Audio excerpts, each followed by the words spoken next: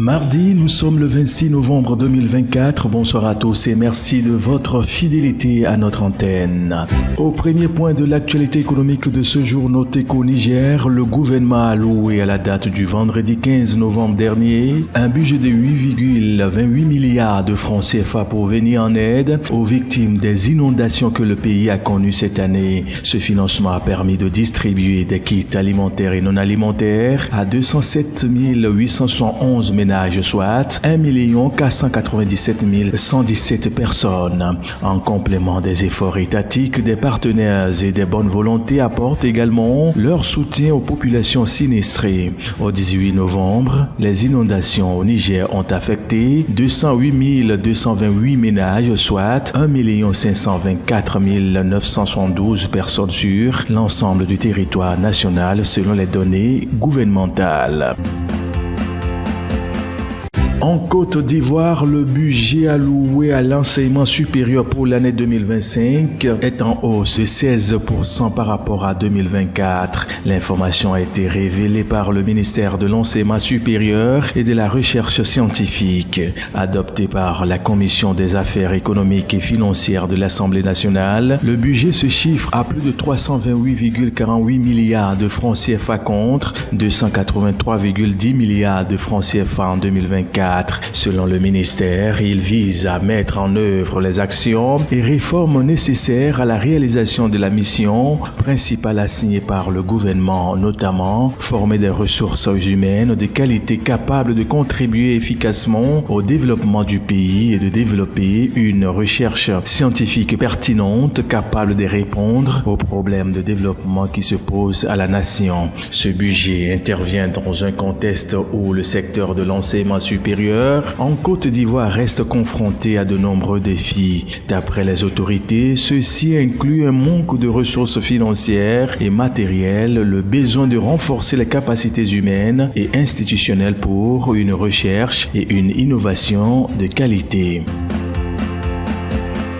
Au point 3 de l'actualité économique de ce jour, notez que les échanges commerciaux entre l'Égypte et les autres pays de l'Union africaine ont enregistré une croissance notable en 2023 atteignant 9,2 milliards de dollars contre 8,7 milliards de dollars en 2022. Cette hausse de 5,7% dévoilée par l'Agence centrale pour la mobilisation publique et les statistiques reflète un dynamisme économique marqué par les performances constatées entre exportation et importation. Les exportations égyptiennes vers les pays de l'Union africaine ont bondi de 15,6% en un an, passant de 6,4 milliards de dollars en 2022 à 7,4 milliards de dollars en 2023. Les principaux partenaires commerciaux de l'Égypte sont la Libye, le Soudan, l'Algérie, le Maroc et le Kenya. Parmi les produits les plus exportés figurent le ciment, le gypse et le phosphate de calcium qui ont généré 701 millions de dollars, soit 9,5% des exportations totales. Le Zimbabwe a annoncé son intention de verser 331 millions de dollars à 439 anciens fermiers blancs expropriés dans les années 2000. Une initiative destinée à redorer son image auprès des créanciers internationaux et à sortir d'une impasse financière vieille de 2 décennies. Cette mesure, confirmée le lundi 25 novembre dernier par le président de la Banque africaine de développement, s'inscrit dans le cadre des discussions pour restructurer une dette nationale de 21 milliards de dollars, dont une majorité en arriéré. 12,7 milliards de dollars de ce total sont de la dette extérieure. Les paiements pourraient débuter cette année avec un budget initial de 35 millions de dollars prévu au titre de l'exercice, a précisé Adesina lors d'une conférence sur la dette organisée dans la capitale Harare. Ces compensations seront effectuées via des obligations, a-t-il ajouté, sans indiquer le calendrier précis.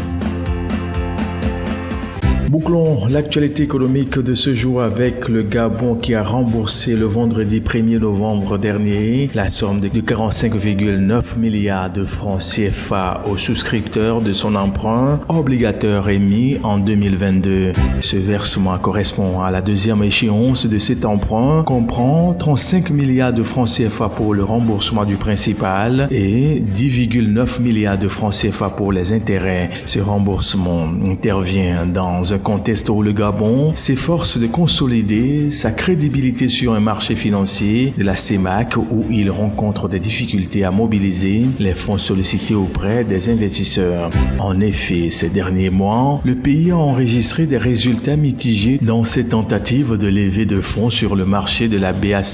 Par ailleurs, ce remboursement coïncide avec l'achèvement réussi par le Gabon d'une opération de rachat partiel de son eurobond émis le 9 juin 2015 et arrivant à échéance en juin 2025. Et c'est ainsi que nous marquons un point à cette édition. Très bonne suite de nos programmes à vous tous et à très vite.